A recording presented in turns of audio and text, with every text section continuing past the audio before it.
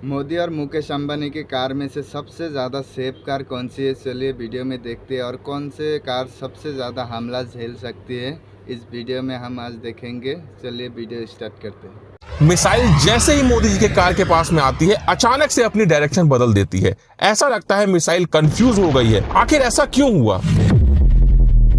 आज मैं 3D animation से दिखाऊंगा एक ऐसा खतरनाक सिक्योरिटी कंपैरिजन जिसमें एक तरफ है इंडिया के सबसे अमीर आदमी मुकेश अंबानी और दूसरी तरफ है इंडिया के प्राइम मिनिस्टर नरेंद्र मोदी, जिनकी महीने की सैलरी लगभग 1,60,000 रुपए है। वहीं मुकेश अंबानी 1,60,000 रुपए 4 से 5 सेकंड के अंदर ही कमा लेते हैं।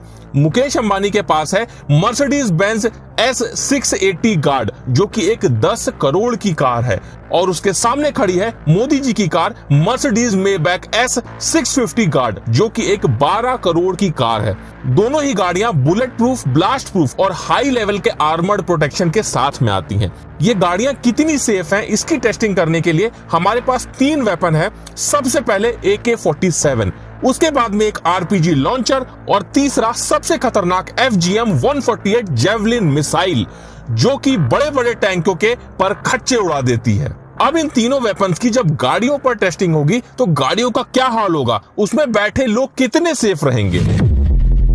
टेररिस्ट ने अपना टारगेट सेट किया और उसने AK-47 सबसे पहले मुकेश अंबानी के गाड़ी पर चलाई। गोली जैसे ही कार के कांच से टकराई, वो सीधे जमीन पर गिर गई। बस एक हल्का सा निशान उसके कांच पर आ गया, क्योंकि मुकेश अंबानी की गाड़ी का ये कांच लगभग 4 इंच मोटा है। और ये तो छोड़ दो, अगर हम इस गाड़ी के डोर को अलग करके देखें तो ये लगभग 5 से 6 इंच मोटा होता है और इसका एक डोर लगभग 250 किलो का होता है, जो कि हाइड्रोलिक सिस्टम से ऑपरेट होता है। एक बटन दबाने पर ऑटोमेटिक ओपन और क्लोज होता है। अब AK-47 तो कार का कुछ नहीं उखाड़ पाई। फिर ये टेररिस्ट गुस्से में आकर RPG लॉन्चर तान देता है। RPG जैसे ही कार से टकराती है, बहुत तेज से विस्फोट होता है और जैसा कि आप देख सकते हैं, कार में काफी बड़ा डेंट आ जाता है। लेकिन उसके बाद भी कार में बैठे मुकेश अंबानी को सिर्फ जोर की आवाज आती है, उसके अलावा कुछ भी नहीं होता है। वो कार में पूरी तरह से सेफ है, क्योंकि इस गाड़ी में आर्मर प्लेटिंग होती है। अगर गाड़ी के ऊपर के हिस्से को हटा दिया जाए तो ये जो हिस्सा होता है, ये लगभग 5 से 6 इंच मोटा होता है। इसमें आर्मर प्लेटिंग होती है, जो कि रेनफोर्स्ड स्टील, जो कि हाई क्वालिटी का स्टील होता है, और कंपोजिट मटेरियल, जो कि बुलेट प्रूफ जैकेट में इस्तेमाल होता है, इनकी लेयरिंग से बनता है।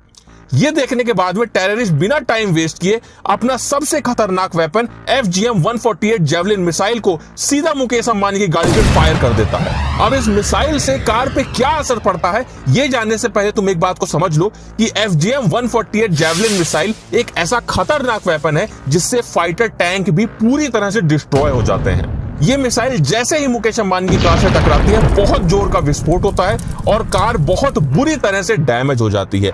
लेकिन अब भी मुकेश अंबानी को कुछ नहीं होगा, क्योंकि कार के अंदर के सारे एयर बैग्स ओपन हो जाते हैं, जिससे इस ब्लास्ट का पूरा इंपैक्ट एयर बैग पर होता है। मुकेश अंबानी पूरी तरह से सेफ रहते हैं। तो क्या लगता है मोदी जी के कार पे इन वेपन्स का क्या असर होगा? जैसे ही टेररिस्ट ने AK-47 मोदी जी के कार पर चलाई, कार को कुछ भी नहीं हुआ। RPG लॉन्चर चलाया, तब भी कार को कुछ भी नहीं हुआ। अब टेररिस्ट गुस्से में आकर जेवलिन मिसाइल उठाता है और सीधे मोदी जी की कार पर फायर कर देता है। मिसाइल जैसे ही मोदी जी के कार के पास में आती है, अचानक से अपनी डायरेक्शन बदल देती है। ऐसा लगता है मिसाइल कंफ्यूज हो गई है। आखिर ऐसा क्यों हुआ? तो मैं आपको बता दूं, मोदी जी की गाड़ियों के साथ में पूरा SPG कॉन्वॉय चलता है, जिसमें ऐसी भी गाड़ियां होती हैं जिसमें बहुत सारे हैवी जैमर्स लगे होते हैं, और ये जो जैमर्स होते हैं ये मिसाइल के सिग्नल को ब्लॉक कर देते हैं, जिस वजह से मिसाइल अपने टारगेट को हिट करने के बजाय अचानक से अपनी डायरेक्शन बदल देती है, जिससे उसका असली टारगेट मिस हो जाता है और मोदी जी पूरी तरह से सेफ रहते हैं। दोनों की सिक्योरिटी पर काफी खर्चा होता है। अगर पर डे की बात करें तो मोदी जी की सिक्योरिटी में लगभग 1.5 करोड़ रुपए पर डे लगता है, और वहीं मुकेश अंबानी की सिक्योरिटी में रिपोर्टेडली लगभग 50,000 का खर्चा होता है। लेकिन हमारी रिसर्च में ये नंबर कहीं ज्यादा है, जो कि लगभग 1.5 लाख रुपए पर डे है। आखिरकार ये 3D इंफॉर्मेटिव वीडियो आपको कैसा लगा? अगर आप और भी किसी टॉपिक पर वीडियो चाहते हैं तो कमेंट करके जरूर बताइएगा। और अगर अभी तक आप